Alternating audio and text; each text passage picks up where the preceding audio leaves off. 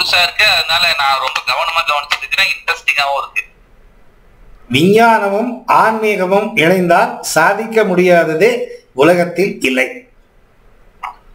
ஆனால் விஞ்ஞானத்திற்கும் ஆன்மீகத்திற்கும் ஈடுபாடே கிடையாது என்றால் ஆன்மீகமும் விஞ்ஞானமும் எப்படி இணைப்பது என்பது யாருக்கும் தெரியாது. ஆன்மீகம் இல்லை என்றால் சமுதாய வாழ்வு இல்லை. சமுதாய வாழ்வு சயின்டிபிக்கா போனோம்னா முடியாது. ஆன்மீகம் தேவை. ஆன்மீகமும் விஞ்ஞானமும் இணைந்தால் மட்டுமே ஒரு மனிதன் ஆனந்தமாக வாழ முடியும்.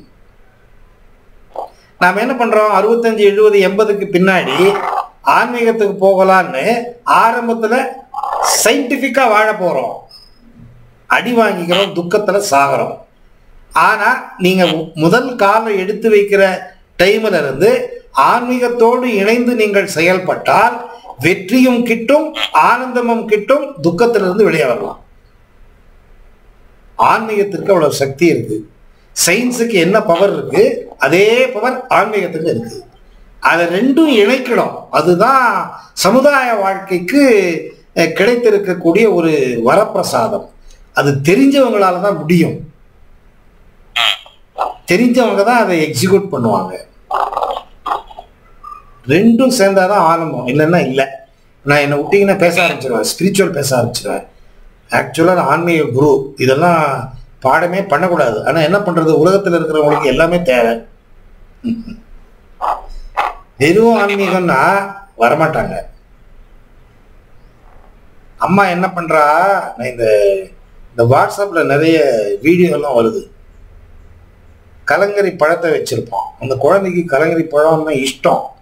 அதை ஓட்டை போட்டு ஜூஸ் பண்ணி வச்சிருப்பான். அந்த ஓட்டைக்குள்ள ஒரு ஸ்ட்ராவை விடுவான். ஆனா ஸ்ட்ராவை வெளியே தான் விடுவான், உள்ள விட மாட்டான். அந்த குழந்தை அந்த கலங்கரி பழத்துக்குள்ள இருக்கிற ஜூஸுக்குள்ள ஸ்ட்ரா போகுதுன்னு நினைச்சிட்டு இருக்கோம். ஆனா ஸ்ட்ரா வெளியில இருக்குது. மருந்துக்கு போட்டு இணைச்சிடுவான்.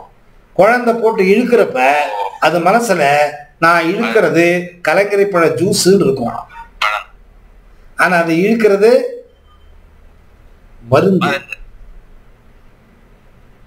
புத்திசாலித்தனத்தை உபயோகித்தால் மனது ஆன்மீகத்தோடு விஞ்ஞானத்தோடு இணைந்து செயல்பட்டு எப்பொழுதுமே சந்தோஷமாக வாழலாம்.